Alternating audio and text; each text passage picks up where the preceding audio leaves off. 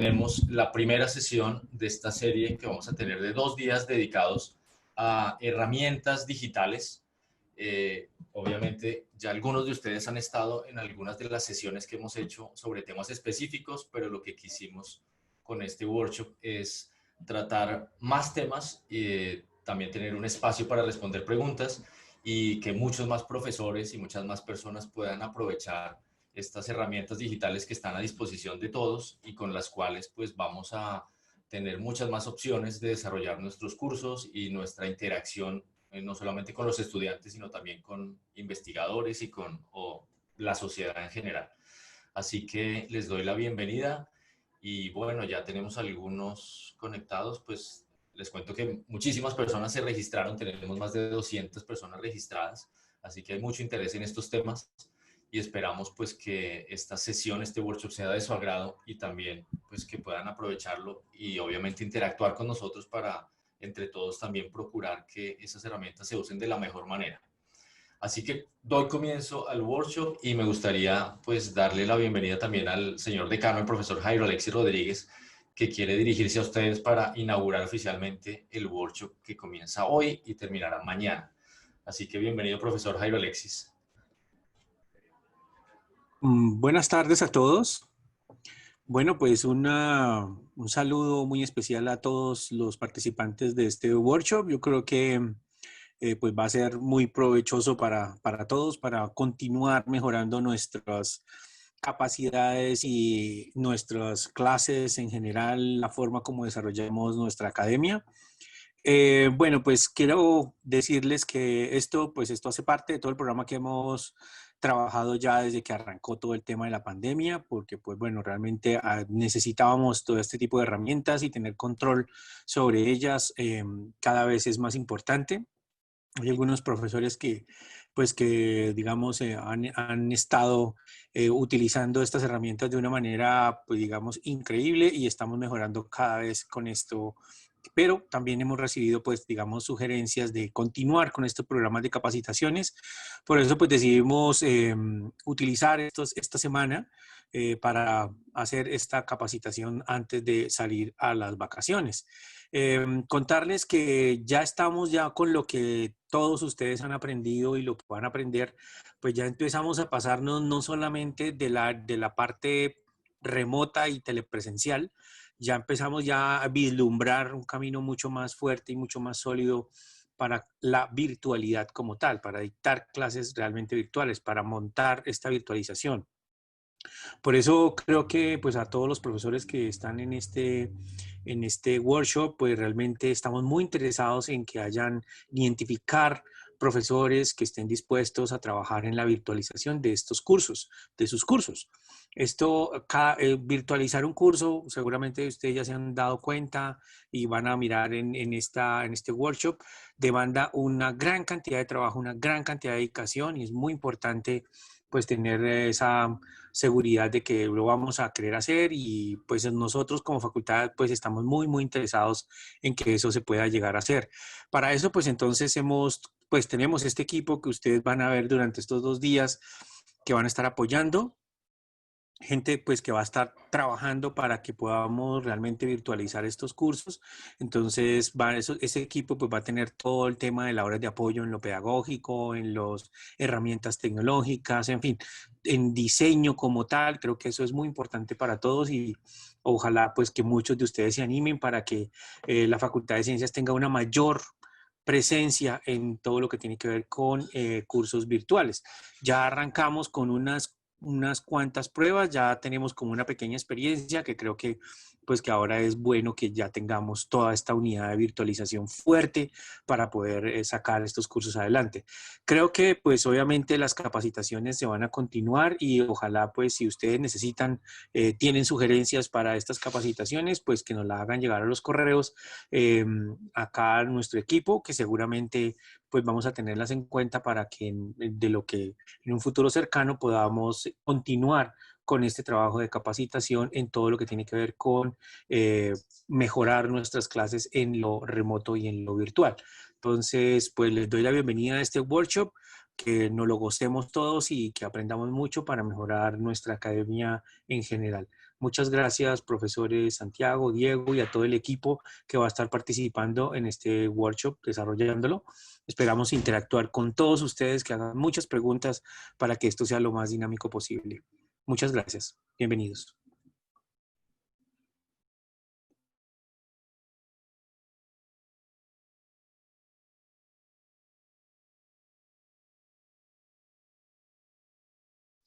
Bueno, pues muchísimas gracias, señor decano. Gracias a todos los asistentes. Hay un muy alto interés por participar en este tipo de eventos. Les cuento que tenemos personas inscritas, nos hicieron la petición de la Secretaría de Educación Distrital también. Y les damos las bienvenidas si andan por acá. Tenemos más de 200 inscritos y esta es la dinámica que vamos a seguir. Vamos a tener una serie de presentaciones de máximo 45 minutos y vamos a dar un espacio que puede ser utilizado para preguntas o hacernos un break. Comienza Julián Hernández, quien va a hablar de la creación de silos virtuales, y luego vamos a continuar con la creación de cursos en Google Classroom. Todas estas presentaciones van a ser subidas a la página de recursos virtuales de la facultad. Entonces, para que lo tengamos también en cuenta, y va a ser enviada copia del material a sus correos. Vamos a tener una lista de asistencia que vamos a distribuir en la mitad de las conferencias. También los invito a la presentación del día de hoy con el profesor Santiago acerca de redes sociales, un tema que está creciendo muy, muy fuerte. Realmente vamos a trabajar con el uso de Zoom y de Google Meets. Como muchos de ustedes ya han estado utilizando fuertemente tanto Zoom como Google Meets, no nos vamos a enfocar en el uso primario, sino más bien en esos trucos que sirven muchísimo para organizar webinars, para organizar conferencias, seminarios, presentaciones, etcétera. No siendo más, nuevamente les doy a todos la bienvenida. Los dejo entonces ahora con Julián Hernández, que nos va a hablar de la creación de sílabus para cursos virtuales. Julián, bienvenido y el auditorio es tuyo.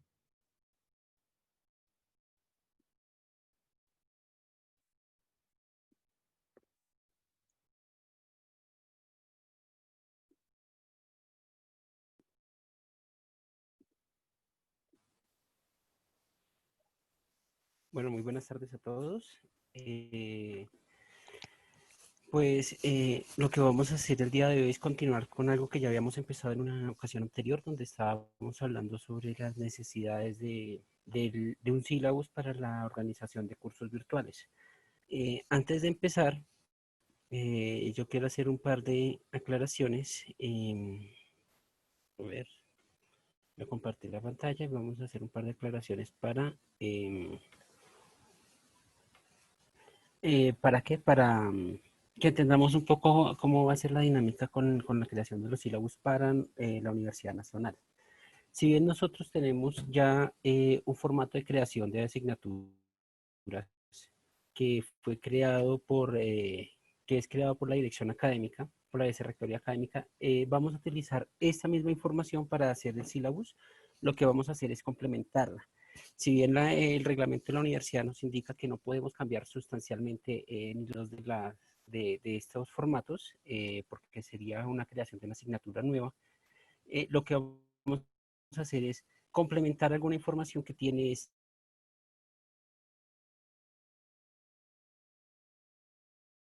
si bien entonces hoy vamos a dedicarnos solamente a lo que es un briefing sobre la creación de los sílabus. Por sílabus como aquel recurso pedagógico, qué contenidos se van a enseñar, qué tipo de recursos se van a utilizar en una asignatura. Este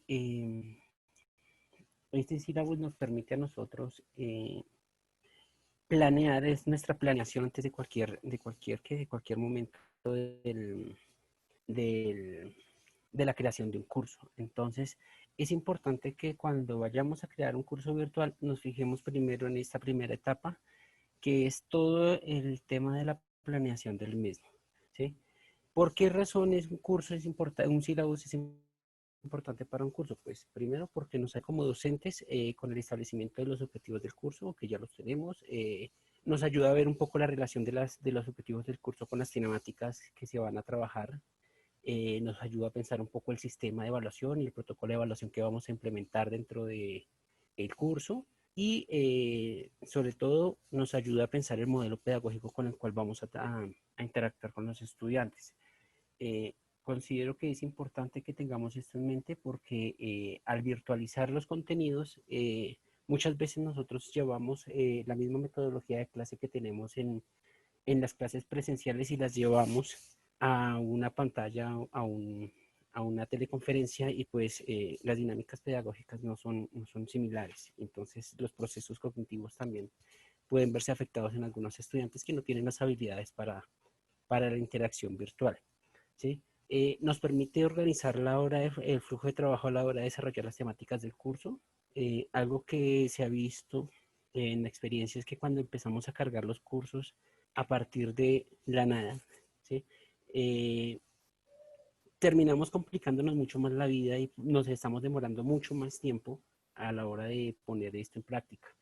Entonces, lo que nos permite es esto, es agilizar los tiempos en cuanto a la entrega, nos ayuda a determinar cuáles son las prioridades del trabajo, en dónde dedicar más tiempo, en dónde dedicar menos tiempo. ¿Sí? Dinamiza los procesos de adecuación pedagógica, ya con un plan, con un formato de sílabus hecho. Con un sílabus hecho es mucho más sencillo hacer un proceso de adecuación pedagógica a cualquier plataforma, ya sea Moodle, ya sea Google Classroom, ya sea Edmodo, a cualquier otra plataforma, inclusive a Coursera o a edX. ¿Sí? Importante un sílabus, cuando pensamos en sílabus, eso también nos ayuda a nosotros a mejorar las prácticas como docentes. ¿Por qué razón? Porque aquí ya estamos nosotros delimitando cuál va a ser el trabajo que va a hacer los estudiantes, cómo los vamos a evaluar, de qué manera vamos a interactuar con ellos. Y sobre todo, que el estudiante conozca de primera mano las dinámicas con las cuales se trabajará a lo largo del curso. Esto ya lo venimos haciendo nosotros con el formato de creación de asignaturas que le entregamos al estudiante al iniciar el semestre, donde tenemos algunas cosas generales del curso que nosotros pensamos implementar. La diferencia con el sílabus es que el sílabus detalla todo. ¿Sí? El sílabus es algo que va a ser un instrumento nuestro, va a ser un dispositivo, un recurso nuestro, que se va a manejar de manera interna, donde nosotros vamos a tener desglosado toda la información del curso. ¿Sí? Entonces, ¿qué debemos tener en cuenta para la creación de un sílabus? Uno, pues debe ir en concordancia con el programa curricular, tal como lo denuncia el reglamento de la universidad. Se recomienda que sea diseñado de manera colectiva por varios docentes en lo posible, si son áreas de distintos proyectos curriculares que compartan asignaturas, agiliza más el trabajo y permite una transversalidad. Eso sin ir en detrimento de los acuerdos y de los reglamentos de la universidad que impiden que hayan cambios sustanciales en las asignaturas. Fuera de eso, combina la lógica de la materia, los requisitos, los conocimientos previos de los estudiantes y el aporte a la formación del perfil del egresado. Entonces, lo que nosotros buscamos con este sílabus es adelantarnos a esas necesidades que tienen los estudiantes de manera pedagógica y tratar de solventar esos problemas que nosotros vemos día a día en la práctica del aula. ¿Sí? También, una recomendación es que se diseñe en torno a problemas y no simples temas tomados de un índice del libro. Pues eso es algo que nosotros ya venimos haciendo con la elaboración de las asignaturas, pero de nuevo, podemos profundizar un poco más ahí. ¿Sí? Que sea actualizado, atractivo, articulando teoría y práctica. De nuevo, es ampliar lo que ya tenemos, ¿sí? Que sea profundo, transversal, no enciclopédico y superficial, que sea realista, ¿sí? Realista, ¿qué quiere decir? Que podamos cumplir unos tiempos de ejecución. Podemos a veces nosotros tener un plan de estudios bastante amplio y si nosotros queremos quedarnos en cada una de las cositas, en cada uno de los subtemas de ese gran currículum, no nos va a alcanzar el tiempo para terminarlo. Entonces, mi recomendación es que tratemos de pensar que los temas que vamos a trabajar estén de acuerdo con los tiempos que nosotros tenemos para la ejecución. ¿Sí? Que motive al profesor, es importante. Un sílabus en un curso virtual no es una camisa de fuerza y para hacer un curso virtual se necesita mucha dedicación y mucho tiempo. Entonces, si esto no motiva al profesor, pues ya empezamos con una fricción ahí porque pues el profesor ya lo va a ver es como una carga y no como algo que puede ayudarle a su trabajo. ¿Sí? Hay que evaluarlo periódicamente, sí. Estos sílabus, al ser dinámicos, se pueden ir corrigiendo con el tiempo y para futuras versiones de cursos virtuales o para siguientes semestres virtualizados, se pueden mejorar contenidos y se pueden mejorar mucho esas prácticas docentes. Ahora, ¿qué tiene un syllabus? ¿Sí? El syllabus tiene cerca de 9 o 10 componentes, dentro de los cuales ya hay algunos que hemos desarrollado nosotros con el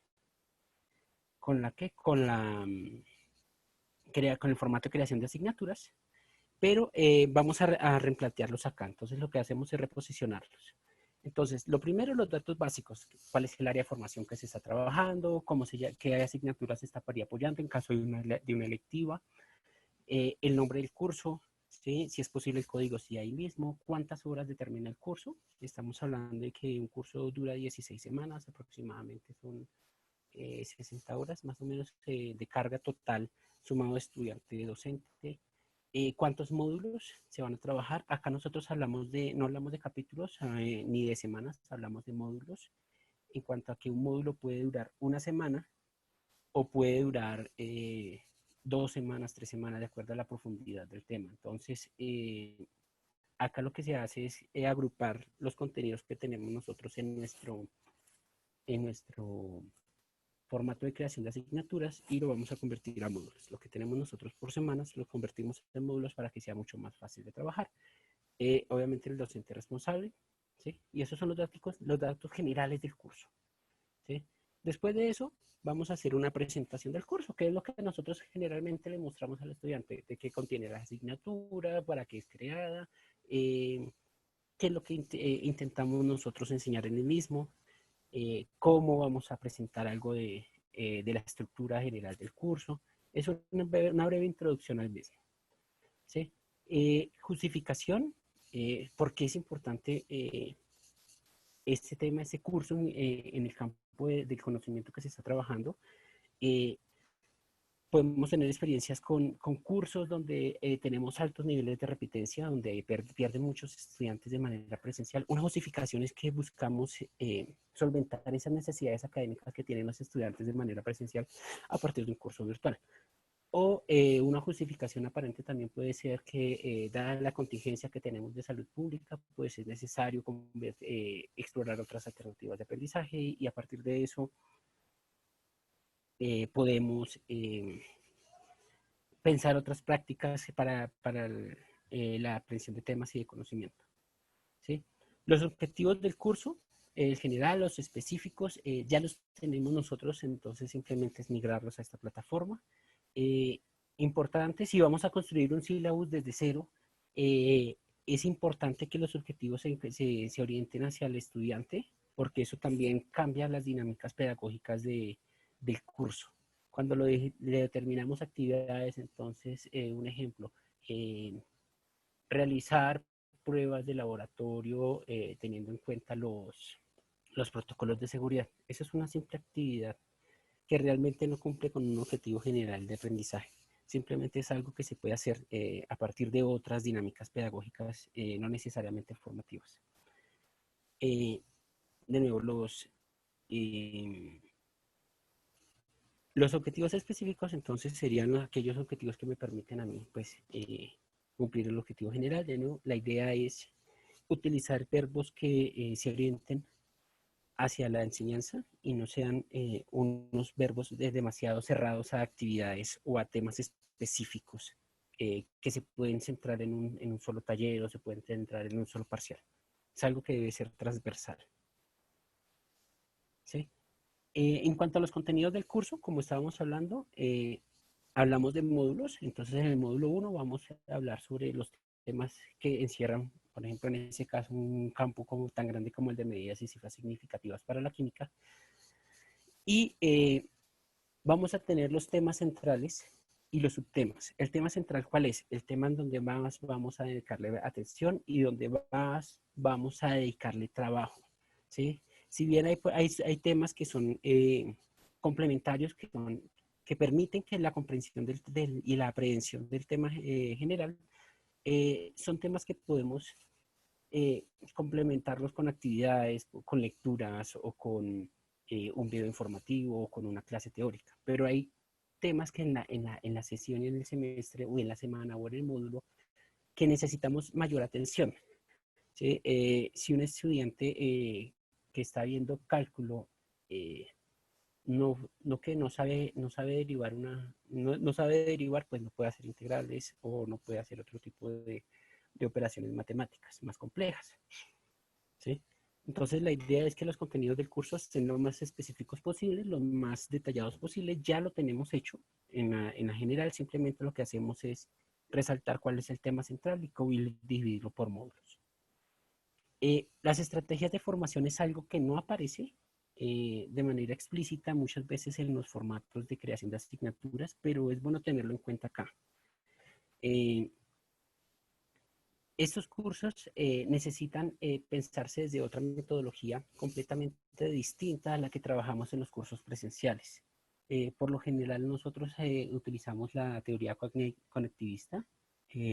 La teoría conectivista pues indica que el estudiante aprende a partir de la interacción de él mismo y el conocimiento a partir de distintas plataformas digitales, no solamente las aulas virtuales, sino a partir de Facebook, a partir de los entornos de las redes sociales, a partir de la información que encuentra en la web, a partir de los metadatos, entre otras cosas. Entonces lo que tenemos que pensar aquí es que la forma como nosotros vamos a dirigir el curso lo vamos a pensar acá. Y aquí es mucho más fácil a la hora de nosotros llevar esto a la práctica. Cuando nosotros pensamos que en un estudiante, por ejemplo, ese párrafo que tenemos acá está tomado de un curso de laboratorio, ¿sí? Al inicio, entonces hay unas charlas, el estudiante tiene que interactuar con unos laboratorios virtuales, pero además de eso, debe estar haciendo unas lecturas, se hacen unos cuestionarios y tienes unos seminarios, donde en esos seminarios se ponen como algunos resultados. Entonces estamos hablando de una metodología mixta, donde no solamente el estudiante está solo con el computador, sino está interactuando con otros estudiantes. Los recursos necesarios para la elaboración del sílabus. Acá es importante detenernos un poquito. Cuando nosotros vamos a pensar un curso virtual, necesitamos ver qué recursos virtuales necesitamos. Además de la plataforma, además de un aula virtual y de unas presentaciones que nosotros querramos hacer, vamos a necesitar otras cosas. Por ejemplo, para un curso de cálculo podemos utilizar una herramienta como GeoGebra que nos permite a nosotros graficar ciertas operaciones matemáticas para con el fin de ilustrar al estudiante de una mejor manera una función. O podemos utilizar una simulación de Praxilabs donde el estudiante en un laboratorio de química simplemente va a hacer una síntesis de un ácido. Entonces, yo debo tener esto en cuenta desde antes para no estar como loco una semana antes, 3 días antes de la clase, buscando qué recursos vamos a necesitar para esa práctica de laboratorio, o qué lectura vamos a ponerle al muchacho después, no sé, o un video que nosotros querramos compartir con los estudiantes. No necesariamente tenemos que planearlo una semana antes, podemos planearlo 6 meses, un año antes, a partir de la elaboración del sílabus. Entonces es bueno tener en cuenta estos recursos para que sea mucho más fácil la elaboración del curso y la adecuación del mismo, ¿sí? Si tenemos un laboratorio virtual, simplemente lo que hacemos es pensar la guía de laboratorio y buscar la forma de que el estudiante se involucre desde la práctica con un laboratorio virtual o con una simulación de laboratorio, ¿sí? Entonces no nos vamos a dedicar todo el tiempo a hacer la simulación como tal, sino vamos a organizarnos y a dedicar nosotros nuestra energía, nuestro tiempo a elaborar las pautas de cómo se va a hacer esa práctica, ¿sí? Actividades del curso, lo mismo. Si yo pienso las actividades que voy a hacer del curso desde mucho antes de empezar el semestre, pues el resto ya es mucho más sencillo para orientar. Y lo mismo en un curso virtual. Si yo pienso las actividades del curso desde mucho antes de empezar con la construcción del mismo y de la adecuación pedagógica del mismo en una plataforma virtual, ya después es mucho más sencillo organizar esto en el aula virtual. ¿Por qué? Porque a partir de las actividades nosotros ya sabemos dónde podemos complementar, dónde no podemos complementar, vemos si la actividad realmente está en concordancia con los objetivos del curso o si nutre de manera significativa un tema que nosotros consideramos que el estudiante debe profundizar más o simplemente podemos darnos cuenta que esa actividad que yo estaba pensando inicialmente no va a ser necesaria y pues tengo que cambiar por otra que realmente sea mucho más nutritiva para el estudiante. Entonces, si yo lo pienso desde mucho antes, pues mucho mejor. Es una cuestión de previsión y es una cuestión de organización. ¿Sí?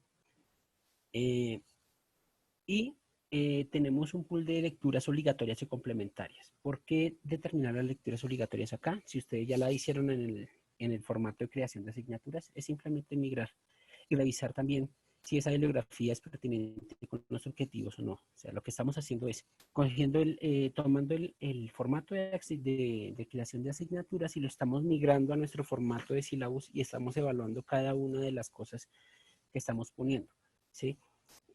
Por ejemplo, este texto que tengo aquí para módulo 1, las formas de expresar de la composición química en el sistema internacional de Gutiérrez Sabella y de Guardo Pérez, ¿sí? ¿Será que si este texto cumple con los objetivos del curso? ¿Realmente este texto nos funciona para lo que necesitamos que el estudiante aprenda o necesitamos otro texto que realmente sea más actualizado? Porque ese es del 2010, podemos encontrarlo en el 2017, 2018 y simplemente reemplazarlo. Ese tipo de cosas sí se pueden hacer en el formato de creación de asignaturas porque son cambios mínimos que no alteran el contenido principal y fundamental de la asignatura, ¿sí? También tenemos que pensar las estrategias de evaluación, ¿sí? Eso nosotros siempre lo tenemos en presente en el formato de creación de asignaturas, donde le ponderamos un porcentaje a cada una de las actividades y el estudiante sabe cuánto le cuesta, cuánto le pondera un parcial o cuánto le pondera un taller, o si el estudiante perdió el parcial pero dice y sabe que con los talleres puede medio nivelar la nota. Entonces el estudiante siempre va a estar pendiente es de esto. Entonces es importante no dejarlo afuera. Y aquí simplemente lo que hacemos es migrar ese porcentaje que ya está determinado en nuestro formato de creación de asignaturas, ¿sí? Y aquí vamos a agregar el protocolo de evaluación.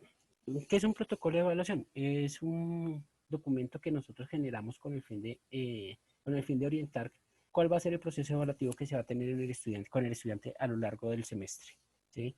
De nuevo, si yo pienso desde el principio de semestre, las evaluaciones, va a ser mucho más fácil para mí en el transcurso del semestre hacer los cambios y mirar qué más se puede hacer o qué no se puede hacer. En los protocolos de evaluación, vamos a poner nosotros qué tipo de pruebas vamos a hacer, si vamos a hacer los parciales, qué tipo de parciales vamos a, hacer, a plantear, si van a ser si va a ser una evaluación objetiva, o si va a ser un proyecto, o si va a ser un ensayo, etcétera, etcétera, ¿sí? Y en lo posible, se recomienda que las preguntas de la evaluación ya estén incluidas dentro de este sílabus. E insisto, como este sílabus es interno para nosotros, esto nos permite a nosotros organizar también los tiempos de ejecución. Entonces, es importante tener en cuenta esto. El día viernes voy a hacer una pequeña charla sobre protocolos de evaluación que se debe tener en cuenta y que no se debe tener en cuenta a la hora de hacer uno, y qué herramientas también se pueden utilizar para hacer evaluaciones de manera digital. Recuerden que la evaluación es el tema central de la educación y de la formación. Entonces es bueno que siempre estemos pensando en temas evaluativos a la hora de hacer un sílabus, ¿sí? Por eso se incluye esto aquí. Esto no está en el formato de creación de asignaturas, es algo que nosotros agregamos con el fin de hacer más claro el contenido del curso y que podamos orientar la evaluación también al cumplimiento de los objetivos del mismo, ¿sí?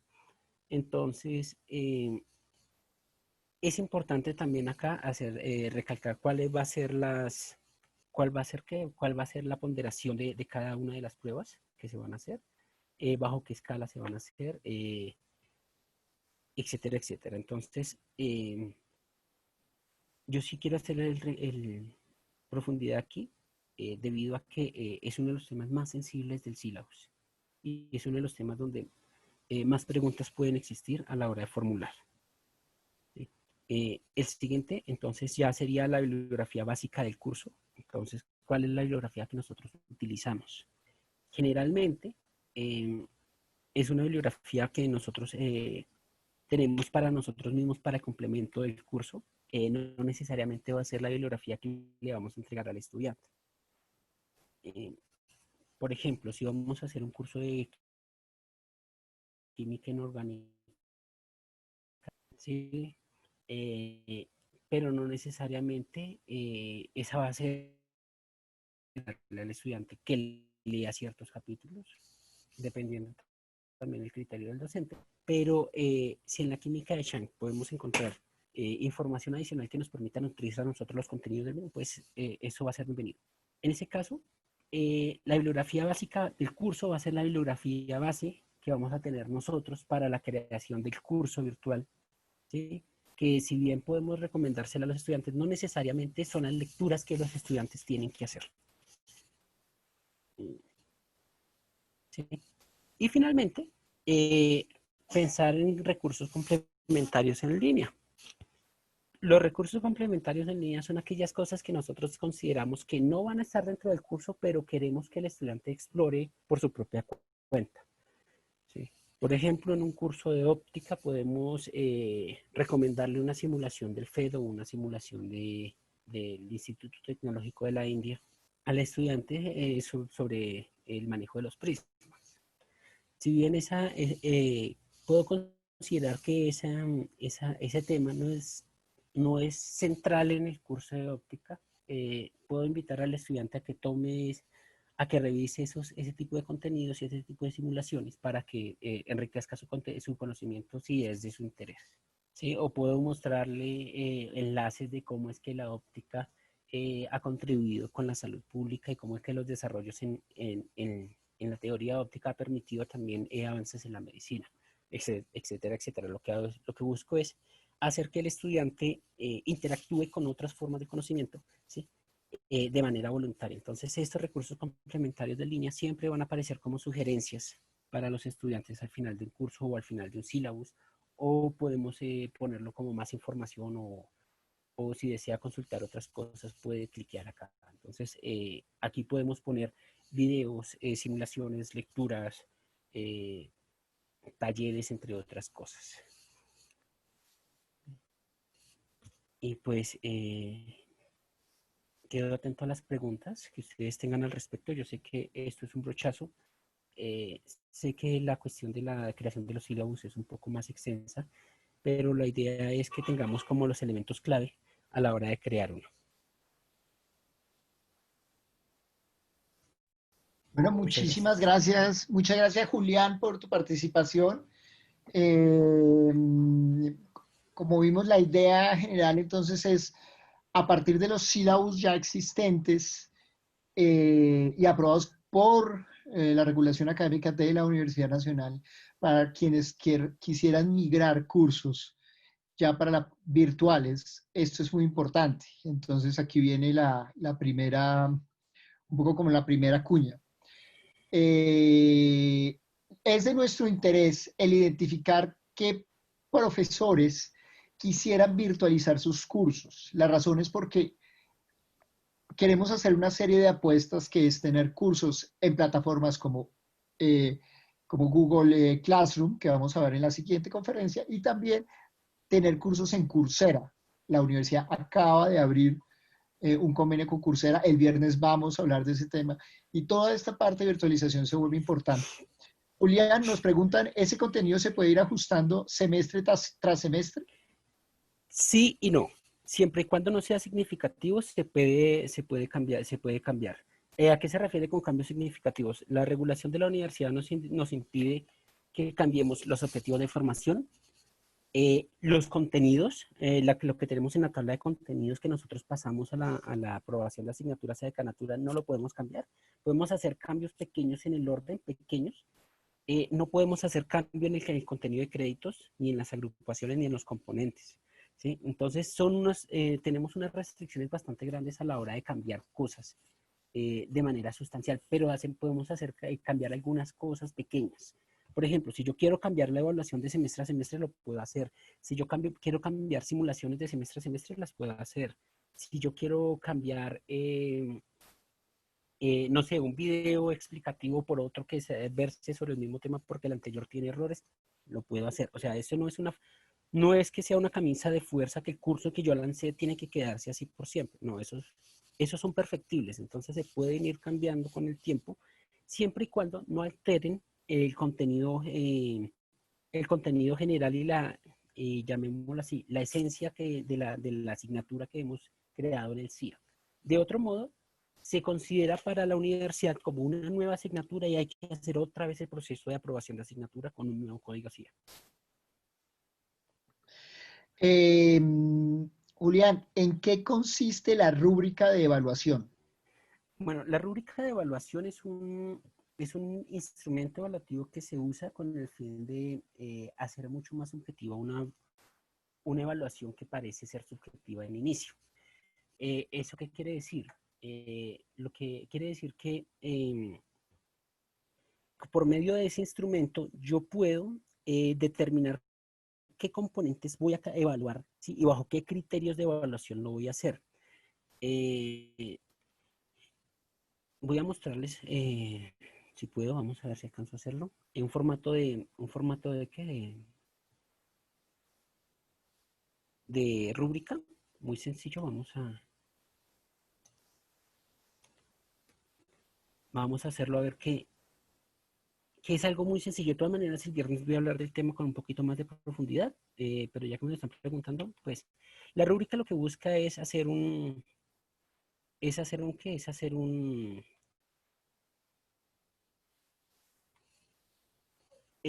¿qué? Un panorama de qué recursos voy a evaluar. Por ejemplo, acá ustedes están viendo una rúbrica que puede ser divinamente para un informe laboratorio, ¿sí?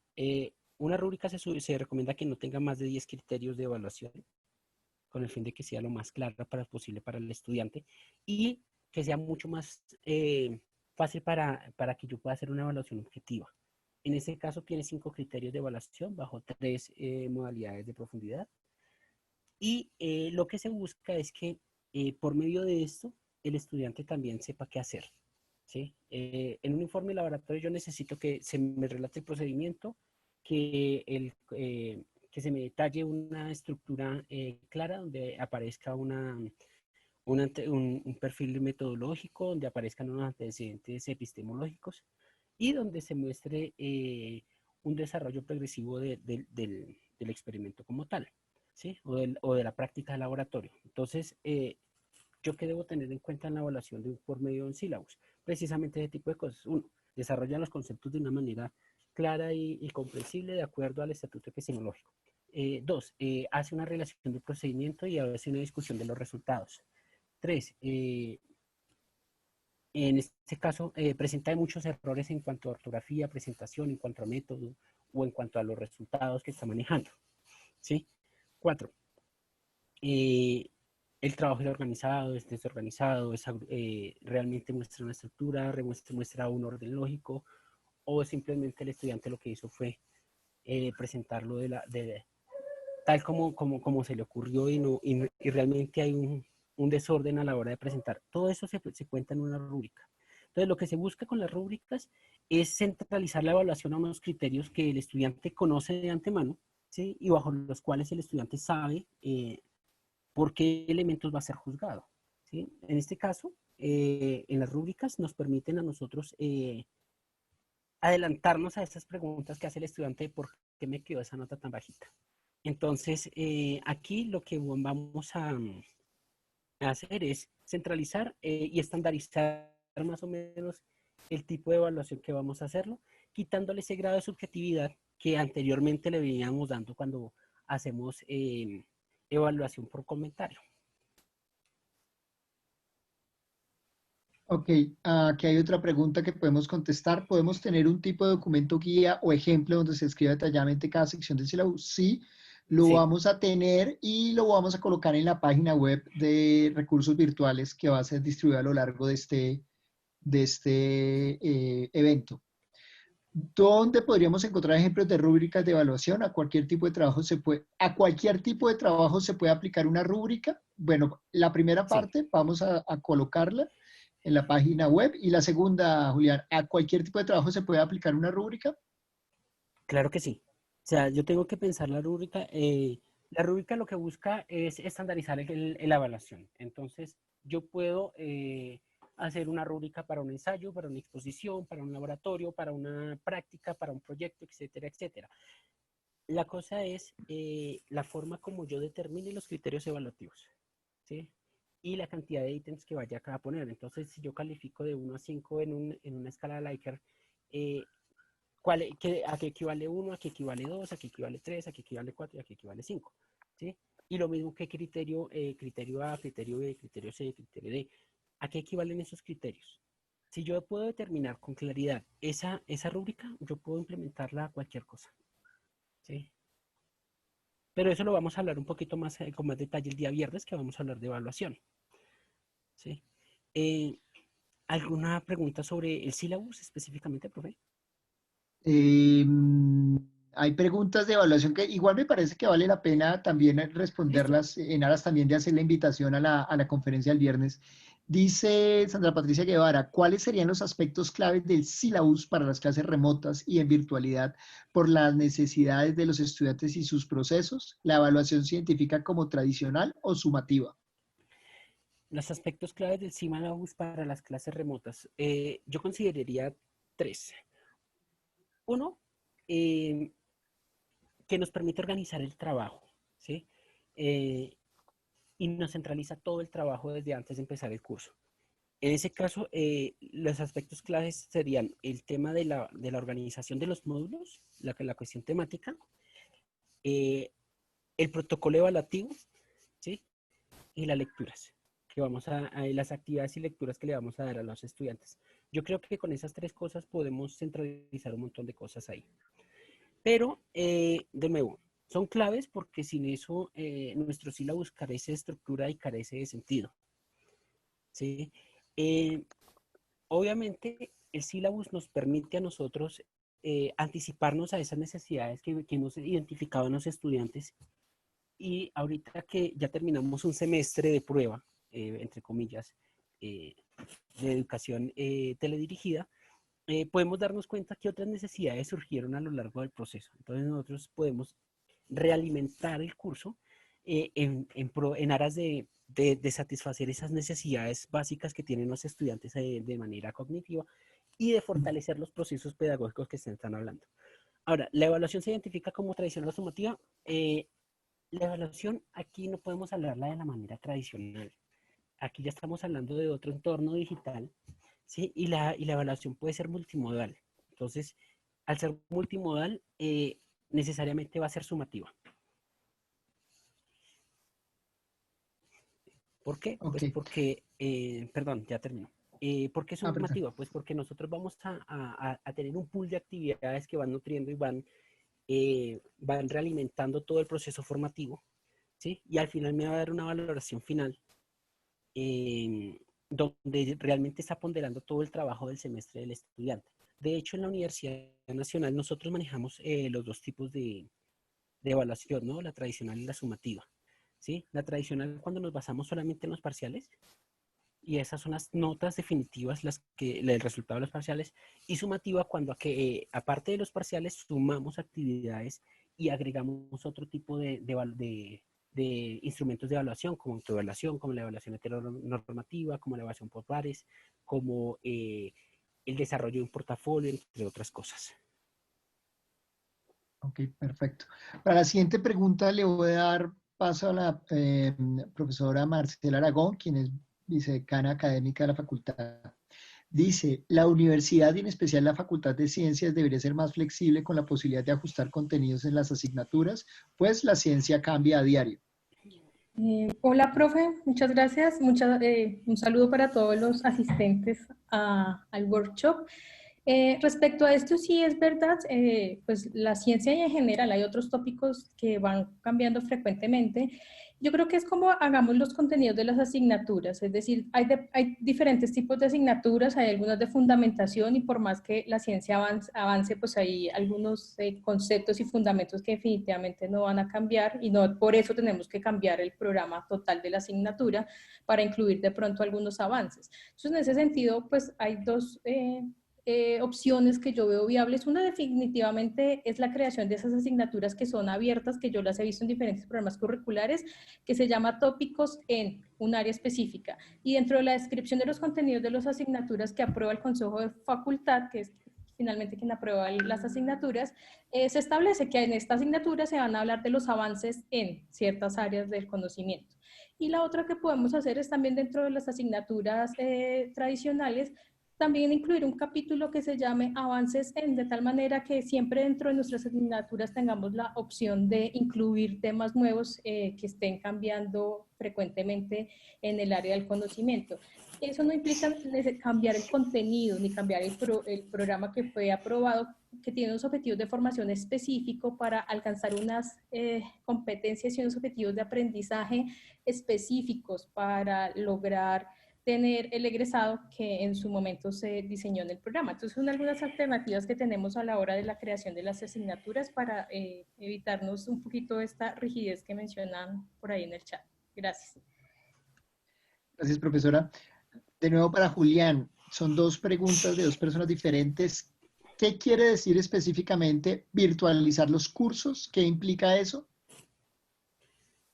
Bueno, virtualizar lo entendemos como el proceso de llevar a un ambiente digital los contenidos programáticos de una asignatura, de un curso, de un diplomado, etcétera, etcétera. ¿Qué implica? Implica que ya no va a haber un recurso de presencialidad obligatorio tanto para docentes, simultáneo tanto para docentes como para estudiantes. Cuando hablamos de cursos netamente virtuales, muchas veces la interacción con el docente se pierde. Entonces todos los contenidos están automatizados de tal manera que el estudiante puede llegar a ellos, ¿sí? En el transcurso del proceso natural del curso, ¿sí? Y a los cuales en algunas plataformas se van habilitando semana a semana. Entonces eso limita un poco la interacción con el docente. Hay otros cursos que son un poco más amables con el usuario, donde hay una relación con el docente y es donde vienen las tutorías y las clases teledirigidas, ¿sí? Obviamente las dinámicas cambian porque ¿sí? No es lo mismo trabajar un tema de manera presencial que trabajarlo frente a una pantalla. Podemos hacer un ejemplo con una materia como álgebra lineal, donde en clase, pues divinamente yo puedo mirar qué procesos están llevando los estudiantes de manera directa, ¿sí? En vivo y en directo, y puedo ver, los estudiantes pueden comunicarse de una manera más fácil con uno a la hora de tener dificultades haciendo una ecuación. De manera virtual no es tan fácil. ¿Sí? Si bien yo puedo presentar una pantalla al fondo de un tablero digital donde estoy haciendo el ejercicio con ellos, la forma de interacción no es la misma, ¿sí? Y muchas veces el estudiante, por estar pendiente de la explicación, que él, realmente no está atendiendo al ejercicio y puede presentar falencias en ese proceso. Entonces, al final vamos a empezar a recoger esos frutos. Si nosotros llevamos la educación tradicional al aula virtual, donde el profesor explica y se acabó la clase y el estudiante queda con vacíos, pues a la hora de ver las evaluaciones vamos a darnos cuenta que la mortandad es bastante alta porque los estudiantes o no dominan bien los temas o están fallando en algún punto específico del procedimiento y por eso no les están dando los cálculos. Entonces, y además de eso, que el docente pues no va a tener el contacto directo con el estudiante para poder hacer un seguimiento adecuado. Y en ese tipo de casos, pues se despersonaliza mucho el proceso formativo. Entonces, sí hay cambios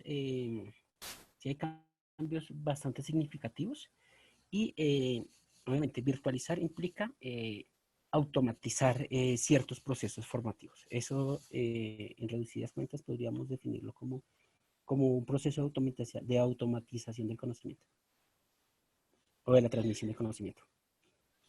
Ok, Julián, ¿hay algún formato de rúbrica o es un formato libre? Bueno, nosotros diseñamos un formato. Lo que les estaba mostrando yo ahorita en la presentación es un formato que se ha desarrollado en la universidad con la Dirección Nacional de Innovación Académica, que estuvimos haciendo cursos virtuales. Ese formato, pues, trató de condensar lo más posible un formato general. De hecho, hay muchos formatos, si uno encuentra en internet, muchos formatos de sílabus, pero son formatos sumamente tediosos en cuanto a que exigen la valoración de qué habilidades y competencias, tanto cognitivas como eh, emotivas y procedimentales, tienen que desarrollar los estudiantes. Fuera de eso, ¿qué otros recursos? Prácticas pedagógicas, prácticas libres. O sea, es mucho más extenso el sílabus. Entonces, lo que se buscó aquí era hacer lo más sencillo posible para el docente y que pudiéramos adaptar el sílabus, bueno, el formato de creación de asignaturas que tenemos de la universidad, que lo pudiéramos adaptar a este formato para que sea un poco más intuitivo y mucho más sencillo de trabajar. Entonces, la idea de esto fue como condensar un montón de propuestas de sílabus que uno encuentra en diversas propuestas pedagógicas y en diversas fuentes pedagógicas, pero con el fin de no invitar al tedio y de hacerlo lo más sencillo y lo más práctico posible. Entonces, los puntos que se pusieron y se expusieron el día de hoy son los más importantes de un sílabus a la hora de crear un curso de manera virtual, por lo que vamos a agregarle las actividades y las evaluaciones de paso. Ok, Julián, ¿existe una tendencia actual de tener en cuenta la heteroevaluación, autoevaluación y coevaluación para hacer esto en esto? ¿Esto debe estar en los sílabus? Depende del criterio del profesor a la hora de evaluar. Si el profesor determina que va a hacer evaluación multimodal y va a tener en cuenta la hetero, la auto y la coevaluación, sí es bueno que lo tengamos presente en el sílabus, porque así mismo podemos determinar nosotros en qué momento del semestre vamos a implementar cada uno de este tipo de este tipo de recursos, ¿sí? La evaluación puede ser, la coevaluación puede ser por medio de actividades, de foros de actividades, puede ser por medio de comentarios, de evaluación entre pares, puede haber un montón de recursos que podemos utilizar para hacer una coevaluación que no necesariamente se limita al final del curso, sino puede ser en cualquier momento o puede ser transversal.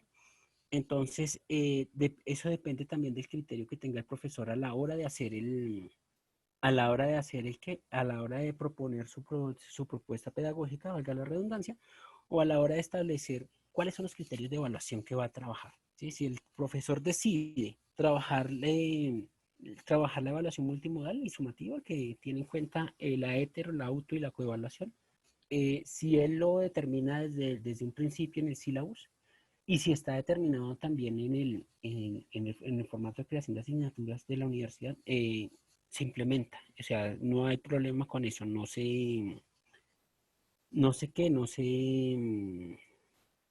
va en contravía de los procesos que se hacen ahí, sino al contrario, enriquecen ese tipo de cosas porque hacen que el estudiante también interactúe tanto con el docente como con sus compañeros. ¿Cuál es la diferencia entre el sílabus virtual y el presencial? La verdad, yo no veo mucha diferencia entre ambos sílabus. Yo creería que el virtual, por lo específico en cuanto a temáticas, contenidos y métodos de evaluación, es mucho más completo y mucho más y no es tan vinculante como el otro. Eh, Mientras en el que estamos haciendo nosotros de manera privada es solamente para manejo interno, el que se maneja en las clases presenciales tiene que obviar mucha información.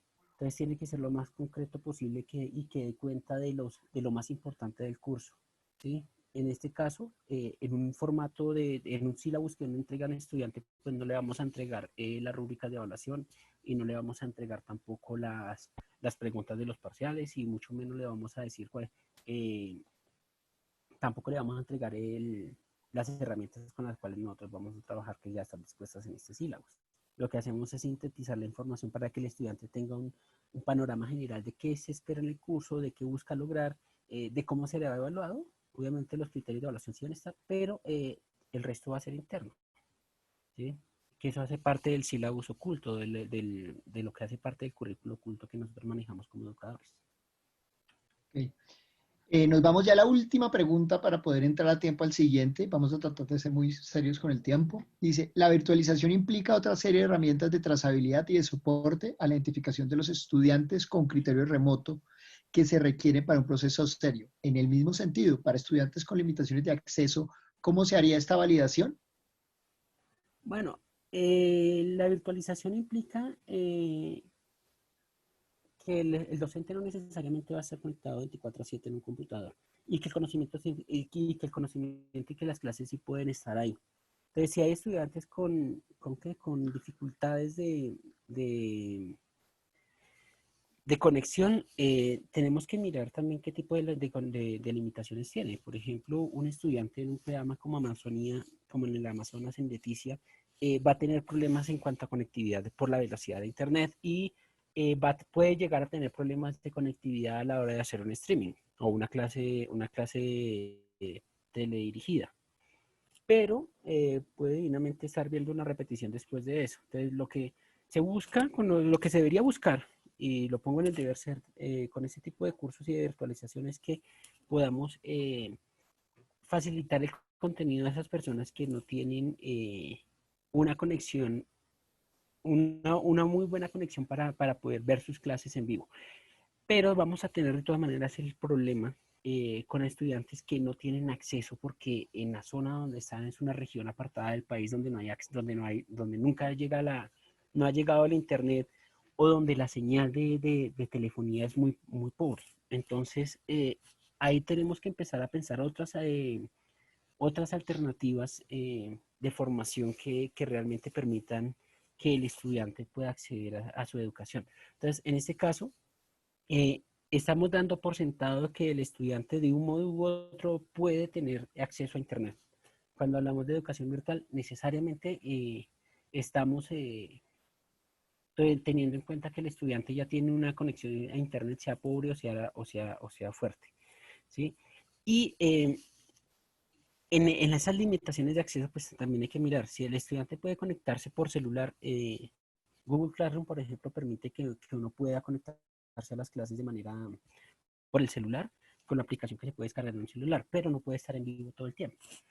Entonces hay que mirar también cómo manejar ese tipo de recursos para que el estudiante que carece de datos o que carece de conexión a Internet permanente pueda acceder a ellos. Y eso es una cuestión de facilitar el conocimiento de acuerdo a un programa un poco más abierto, donde no todo se reduzca a video y a contenido pesado, sino que eso sea un poco más amable con él.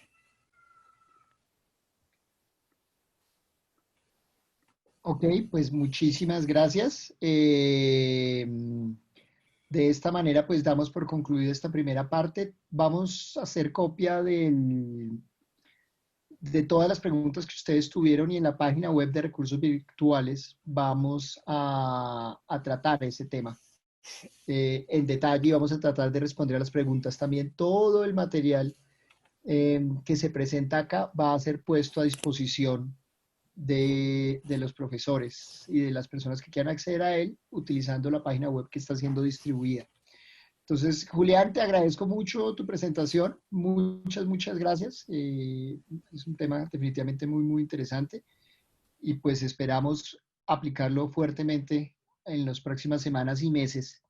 Igual, nuevamente, hay muchas preguntas relacionadas con la evaluación, entonces podemos hacerlas en la sesión del viernes.